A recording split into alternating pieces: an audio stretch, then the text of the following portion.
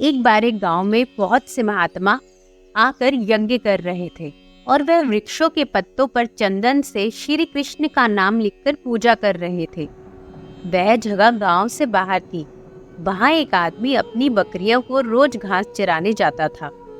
साधु हवन यज्ञ करके वहां से जा चुके थे, लेकिन वह पत्ते वहीं पड़े रह गए। तभी घास चरती बकरियों में से एक बकरी ने वो कृष्ण नाम रूपी पत्तों को खा लिया।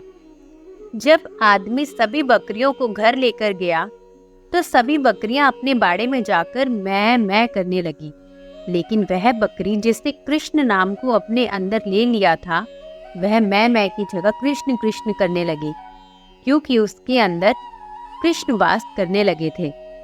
उसका मैं यानी अहम तो अपने आप ही दूर हो चुका था।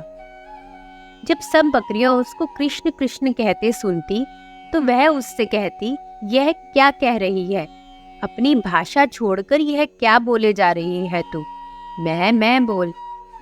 तो वह कहती, कृष्ण नाम रूपी पत्ता मेरे अंदर चला गया, मेरा तो मैं भी चला गया।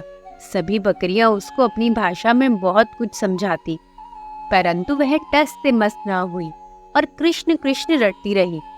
सभी बकरियों ने यह निर्णय किया कि इसको अपनी टोली से बाहर ही कर देते हैं। उन सब ने उस बकरी को सींग और धक्के मारकर बाड़े से बाहर निकाल दिया। सुबह जब मालिक आया तो उसको बाड़े से बाहर देखा तो मालिक ने बकरी को पकड़कर फिर से अंदर कर दिया, परंतु बकरियां उसको फिर सींग मारकर बाहर कर देती। मालिक को कुछ समझ नहीं आया, यह सब उसकी दुश्मन क्यों हो रही है। मालिक ने सोचा कि जरूर इसको कोई बीमारी होगी, जो सब बकरियां इसको अपने पास भी नहीं आने दे रही। तो उसे लगा कि यह ना हो कि एक बकरी के कारण सभी बकरियां बीमार पड़ जाएं। वह रात को उस बकरी को जंगल में छोड़ आया। सुबह जब जंगल में अकेली खड़ी बकरी को एक व्यक्ति ने देखा तो वह उस बकरी को लेकर जल्दी से भाग गया और दूर गांव जाकर बकरी को एक किसान के यहाँ बेच दिया।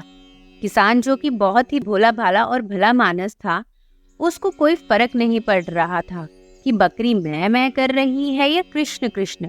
वह बकरी सारा दिन कृष्ण कृष्ण जपती रहती। अब वह किसान उस बकरी का दूध बेचकर अपना गुजारा करने लगा। कृष्ण नाम के प्रभाव से बकरी बहुत ही ज्यादा और मीठा दूध देती थी। दूर दूर से लोग उसका दूध उस किसान से लेने आते थे। किसान बहुत ही गरीब था। बकरी के आने से और उसके दूध की बिक्री होने से उसके घर की दशा अब सुधरने लगी। एक दिन राजा के मंत्री और कुछ सैनिक उस गांव से होकर गुजर रहे थे। उनको बहुत भूख लगी, तभी उन्हें किसान का घर दिखाई दिया। किसान ने उनको बकरी का दूध पिलाया। इतना मीठा और अच्छा दूध पीकर मंत्री और सैनिक बहुत खुश हुए। उन्होंने किसान को कहा कि हमने इससे पहले ऐसा दूध कभी नहीं पिया। किसान ने कहा, यह तो इस बकरी का दूध है जो सारा दिन कृष्ण कृष्ण करती रहती है। मंत्री उस बकरी को कृष्ण नाम जपते देखकर बहुत हैरान हुआ। वो किसान का धन्यवाद करके वापस नगर में राजमहल में चले गए। तभी उन दिनों राजमाता बहुत बीमार हो गई और बहुत उपचार के बाद भी ठीक नहीं हो रही थी। राजगुरु ने कहा, माताजी का स्वस्थ होना मुश्किल है, अब तो भगवान इनको बचा सकते हैं। राजगुरु ने कहा कि अब आप माताजी के पास बैठकर ज्यादा से ज्यादा ठाकुर जी का नाम लो। राजा काफी व्यस्त रहते थे। वह सारा दिन राजपाट संभालते या माताजी के पास बैठते। नगर में किसी के पास भी इतना समय नहीं था कि राजमाता के पास बैठकर भगवान का नाम ले सके। तभी मंत्री को वह बकरी याद आई जो कि हमेशा कृष्ण कृष्ण का जाप करती थी। मंत्री ने राजा को इसके बारे में बताया।